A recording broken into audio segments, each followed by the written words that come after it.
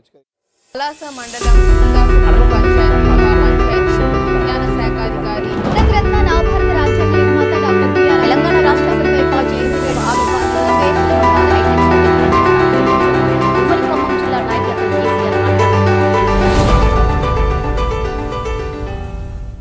నమస్కారం BJP TV news కి స్వాగతం. హెడ్లైన్స్ చూద్దాం.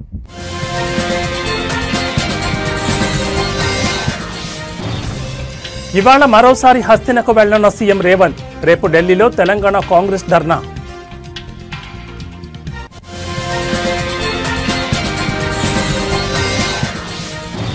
ఎమ్మెల్యేల కొనుగోళ్ల కేసులో నేను పాత్రధారిని.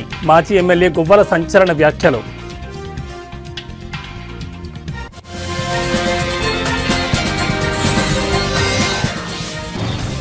ఇవాళ రేపు తెలంగాణకు వర్ష సూచన.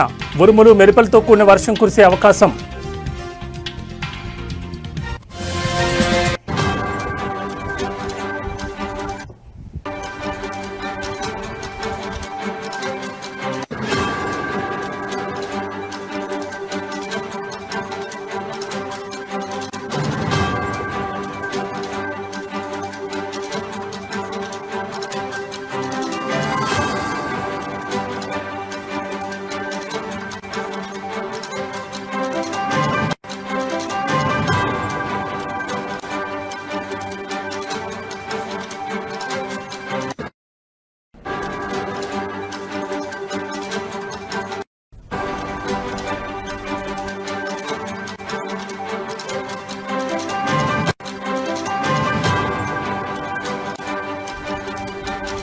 బులెటిన్లో బ్రేకింగ్ న్యూస్ చూస్తున్నాం. తెలంగాణ ముఖ్యమంత్రి రేవంత్ రెడ్డి ఇవాళ మరోసారి ఢిల్లీకి వెళ్లనున్నారు.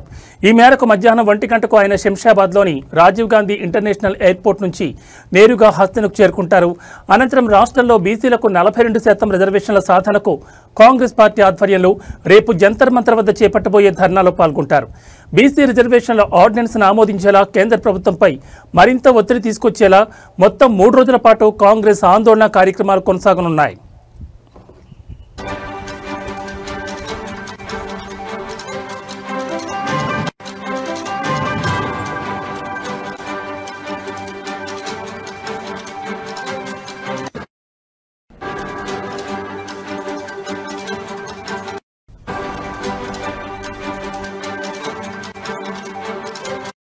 బీసీ రిజర్వేషన్ల అంశంపై పార్లమెంట్లో కాంగ్రెస్ ఎంపీలు వాయిదా తీర్మానాలు ఇవ్వనున్నారు. ఈ ధర్నాలో పాల్గొనేందుకు ఇప్పటికే తెలంగాణ కాంగ్రెస్ పార్టీ వ్యవహారాల incharge Meenakshi Natarajan, TPCC chief Mahesh Kumar Goud, మంత్రులు, ఎమ్మెల్యేలు, ఎమ్మెల్సీలు, ఆయా జిల్లాల ముఖ్య నాయకులు ఢిల్లీకి చేరుకున్నారు. అదేవిధంగా ఏఐసీసీ చీఫ్ మల్లికార్జున్ ఖర్గే, లోక్సభ పక్ష నేత రాహుల్ గాంధీ, ప్రియాంక గాంధీ, ఇతర నేతలు ఈ ఆందోళనలో పాల్గొనబోతున్నట్లుగా తెలుస్తోంది.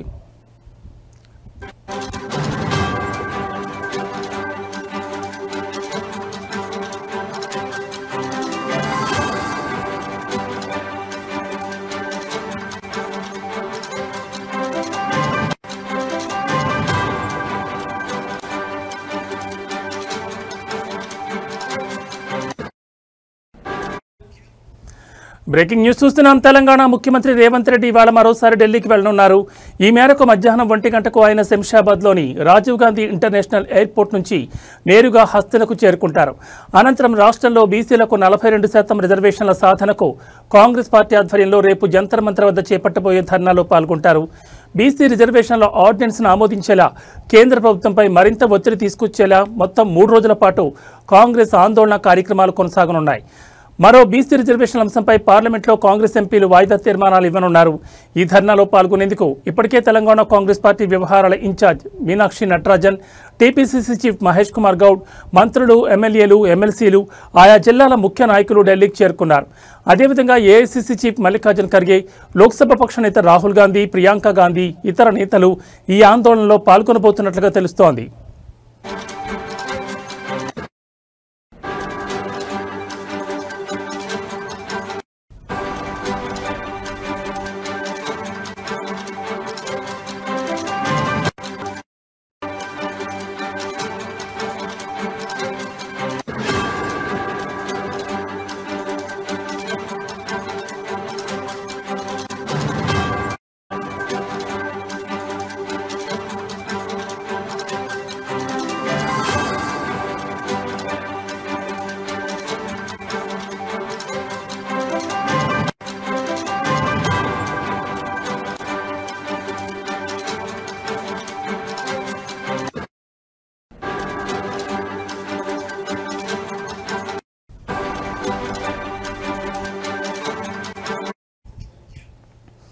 బులెటిన్లో మరో బ్రేకింగ్ న్యూస్ చూస్తున్నాం. తెలంగాణలో వచ్చే 3 రోజుల పాటు వర్షాలు కురిసే అవకాశం ఉందని వాతావరణ శాఖ తెలిపింది.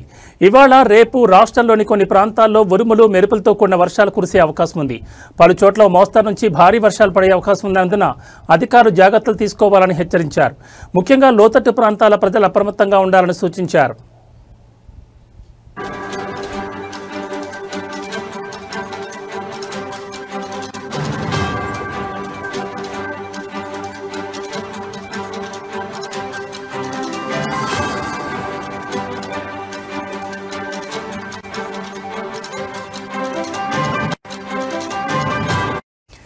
ఈ పరిస్థితులను దృష్టిలో ఉంచుకుని తెలంగాణలోని 24 జిల్లాలకు వాతావరణ శాఖ ఎల్లో అలర్ట్ జారీ చేసింది.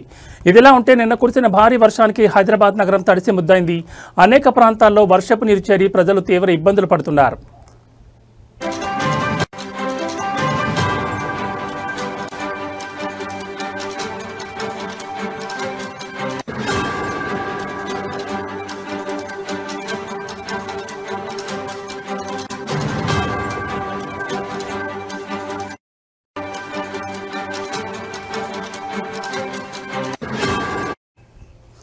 అమీర్పేట్, పంజాగుట్ట, పాత బస్తీ వంటి ప్రాంతాల్లో రహదారులపై నీరు నిలిచిపోవడంతో వాహనదారులు తీవ్ర సమస్యలు ఎదుర్కొన్నారు.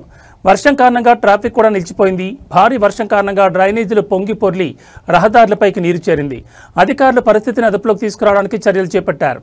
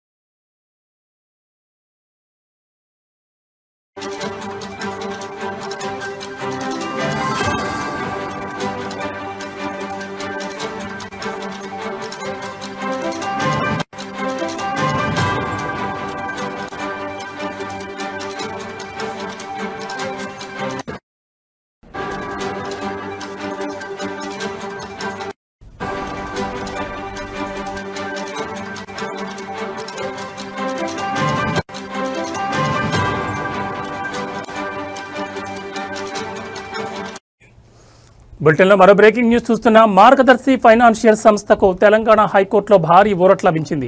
సంస్థపై చాలా కాలంగా నడుస్తున్న క్రిమినల్ ప్రొసీడింగ్స్ను రద్దు చేస్తూ హైకోర్టు సోమవారం కీలక తీర్పు వెలువరించింది. తమపై ఉన్న క్రిమినల్ కేసును కొట్టివేయాలని కోరుతూ మార్గదర్శి ఫైనాన్షియల్స్ దాఖలు చేసిన పిటిషన్ను న్యాయస్థానం అనుమతించింది.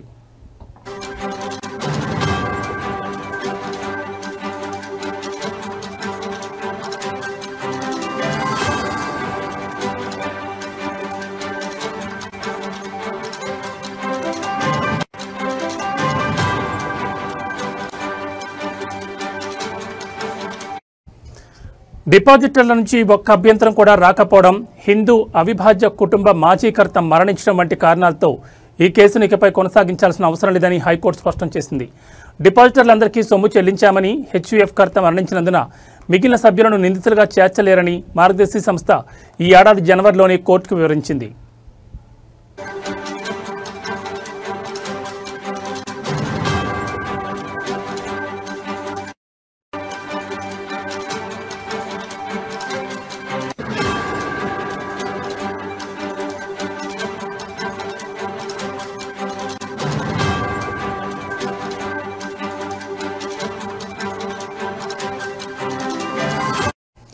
ఆర్బీఐ నిబంధనలకు విరుద్ధంగా ప్రజల నుంచి డిపాజిట్లు సేకరించారన్న ఆరోపణలతో 2008లో ఉమ్మడి ఆంధ్రప్రదేశ్ ప్రభుత్వం మార్గదర్శిపై క్రిమినల్ కేసు నమోదు చేసింది. ఈ కేసును 2018లోనే హైకోర్టు ఒకసారి కొట్టివేసింది. అయితే ఈ తీర్పుపై ఫిర్యాదుదారు సుప్రీంకోర్టును ఆశ్రయించారు.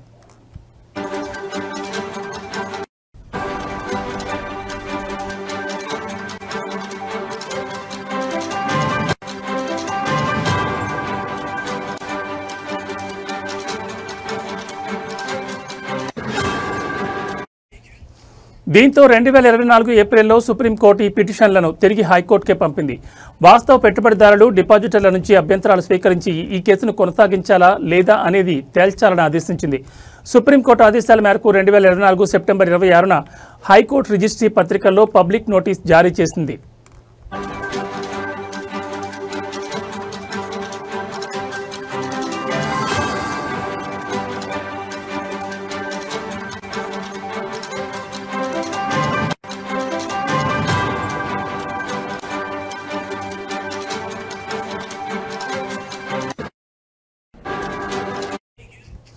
అయితే డిపాజిట్లన్నీ గతంలోనే చెల్లించినందున ఒక్క డిపాజిటర్ కూడా క్లెయిమ్తో ముందుకు రాలేదు. ఈ పరిణామాలను పరిగణలోకి తీసుకున్న హైకోర్టు మార్గదర్శి ఫైనాన్షియర్స్పై ఉన్న క్రిమినల్ కేసును రద్దు చేస్తూ తుది తీర్పు వెలువరించింది.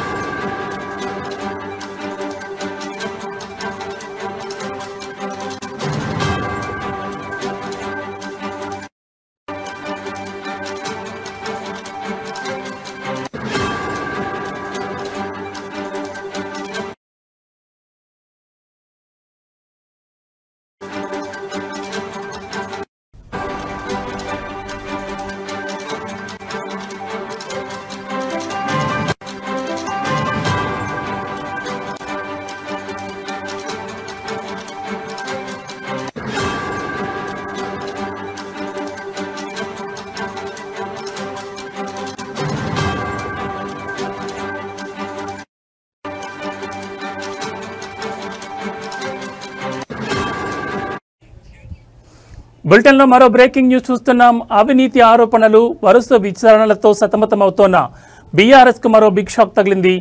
నాగర్ కర్నూలు జిల్లా బీఆర్ఎస్ పార్టీ అధ్యక్షుడు అచ్చంపేట మాజీ ఎమ్మెల్యే గువ్వల బాలరాజు పార్టీకి రాజీనామా చేసిన విషయం తెలిసిందే. ఈ మేరకు తన రాజీనామా పత్రాన్ని ఫ్యాక్స్ ద్వారా పార్టీ అధినేత కేసీఆర్కు పంపించారు. ఈ నేపథ్యంలోనే బీఆర్ఎస్ పార్టీకి రాజీనామా చేయడంపై మరోసారి ఇవాళ ఆయన స్పందించారు. వ్యక్తిగత కారణాలతోనే తాను పార్టీకి రాజీనామా చేశానని తెలిపారు.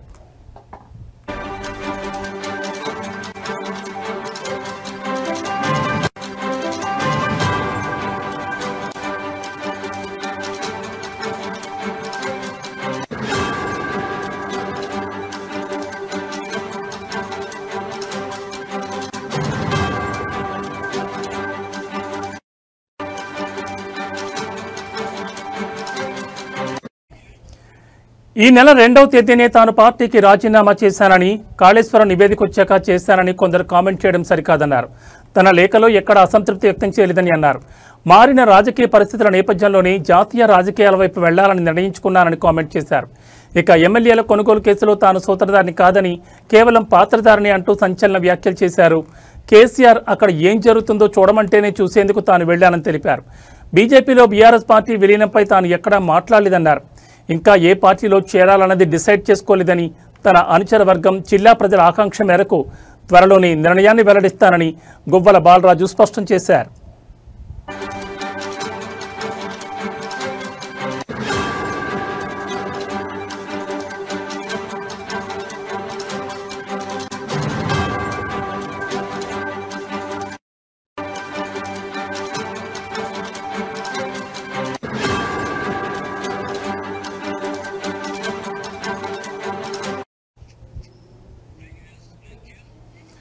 బ్రేకింగ్ న్యూస్ చూస్తున్నాం. అవినీతి ఆరోపణలు, వరుస విచారణలతో సతమతమవుతోన్న బీఆర్ఎస్ కు మరో బిగ్ షాక్ తగిలింది. నాగర్ కర్నూలు జిల్లా బీఆర్ఎస్ పార్టీ అధ్యక్షుడు అచ్చంపేట మాజీ ఎమ్మెల్యే గువ్వల బాలరాజు సోమవారం పార్టీకి రాజీనామా చేసిన విషయం తెలిసిందే. ఈ మేరకు తన రాజీనామా పత్రాన్ని ఫ్యాక్స్ ద్వారా పార్టీ అధినేత కేసీఆర్ పంపించారు. ఈ నేపథ్యంలోనే బీఆర్ఎస్ పార్టీకి రాజీనామా చేయడంపై మరోసారి ఇవాళ ఆయన స్పందించారు. వ్యక్తిగత కారణాలతోనే తాను పార్టీకి రాజీనామా చేశానని తెలిపారు. ఈ నెల 2నే తాను పార్టీకి రాజీనామా చేశానని, కాళేశ్వరం నివేదిక వచ్చాక చేశానని కొందరు కామెంట్ చేయడం సరికాదన్నారు. తన లేఖలో ఎక్కడా అసంతృప్తి వ్యక్తం చేయలేదన్నారు. మారిన రాజకీయ పరిస్థితుల నేపథ్యంలోనే జాతీయ రాజకీయాల వైపు వెళ్లాలని నిర్ణయించుకున్నానని కామెంట్ చేశారు.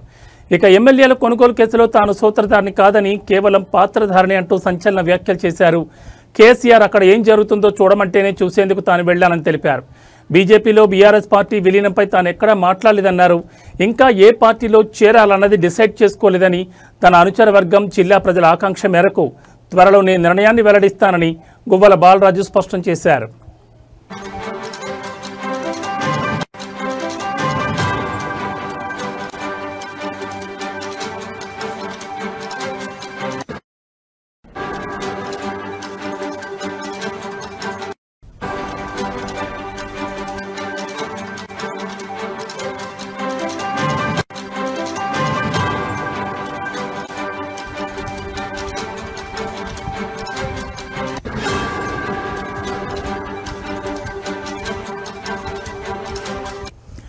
రైతుల సమస్యలను ప్రభుత్వం దృష్టికి తీసుకెళ్లి పరిష్కారం దిశగా చర్యలు తీసుకోవాలని కోరుతూ జాయింట్ కలెక్టర్కి మెమోరాండం అందించారు వైసీపీ నాయకులు. రైతులు పడుతున్న ఇబ్బందులను జాయింట్ కలెక్టర్ కాకాణి పూజిత, ఎమ్మెల్సీ పర్వతిరెడ్డి చంద్రశేఖర్ రెడ్డి వివరించారు. ఈ సందర్భంగా ఎమ్మెల్సీ పర్వతిరెడ్డి చంద్రశేఖర్ రెడ్డి మాట్లాడుతూ కూటమి ప్రభుత్వం ఏర్పడ్డాక రైతులు అనేక కష్టాలు ఎదుర్కొంటున్నారని అన్నారు.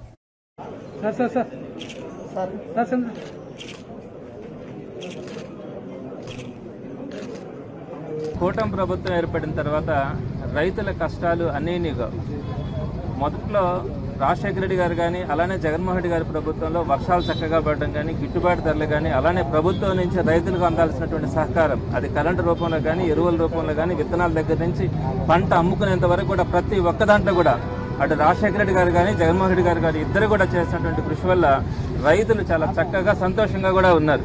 పొలాలు రేట్లు పెరిగినాయి, అందరూ కూడా రైతుకు ఒక విలువ గౌరవం ఉండింది. అదే తెలుగుదేశం పార్టీ ప్రభుత్వం వచ్చేటప్పటికి వర్షాలు లేక అందరూ నానా తంటాలు పడి రైతులందరూ కూడా పొలాలను అమ్ముకునే పరిస్థితి కూడా మనం చూసినాం. సరే 2014-19 మధ్యలో అదేవిధంగా ఇప్పుడు కనుక తీసుకుంటే ఈ కూటమి ప్రభుత్వం వచ్చిన తర్వాత ఎక్కడ కూడా రైతుల గురించి ఆలోచించే పరిస్థితి కూడా లేదు. రైతులు పడుతున్నటువంటి కష్టాలు అన్నిటినీ కూడా వదిలేసి ఈరోజు కేవలం ఏంటంటే అరెస్టులు చేయడం, రాజకీయ నాయకుల్ని రాజకీయ కక్షలు అంటే వైఎస్ఆర్సీపీ అన్న వారందరినీ కూడా అరెస్ట్ చేయాలన్న ఒక ఆలోచన తప్ప ఎక్కడా కూడా రైతులను ఆదుకోవాలనే ఆలోచన కూడా లేదు. పైగా ఈరోజు ఎరువుల విషయంకి వచ్చేటప్పటికి వాటిని సబ్సిడీలు అందించాల్సినటువంటి బాధ్యత గవర్నమెంట్ మీద ఉంటుంది. ఇంతకుముందు అదే చేసింది. రైతు భరోసా కేంద్రాల ద్వారా మనం చక్కగా అంటే విత్తనం దగ్గర నుంచి ఎరువులు కానీ ఇవన్నీ కూడా వీటన్నిటిని సబ్సిడీ ద్వారా మనం అన్ని కూడా చక్కగా అందించినాం. రైతు ప్రశాంతంగా ఎక్కడా కూడా రోడ్డు మీదకి వచ్చిన పరిస్థితి కూడా ఉండదు. ప్రకాశం జిల్లా గిద్దలూరు నియోజకవర్గం రాచర్ల మండలం మేడవారిపల్లిలో సోమవారం విద్యుత్ సబ్స్టేషన్ ప్రారంభోత్సవంలో మంత్రి డోలా బాల వీరాంజనేయ స్వామి, మంత్రి గొట్టిపాటి రవికుమార్ పాల్గొన్నారు.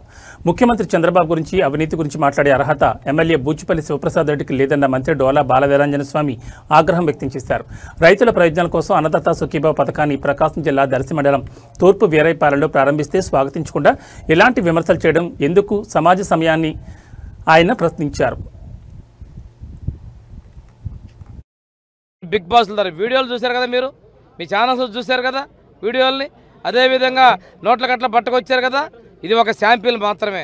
తప్పు చేసిన వాళ్ళు ఎవరిని కూడా వదిలిపెట్టే పరిస్థితి లేదు.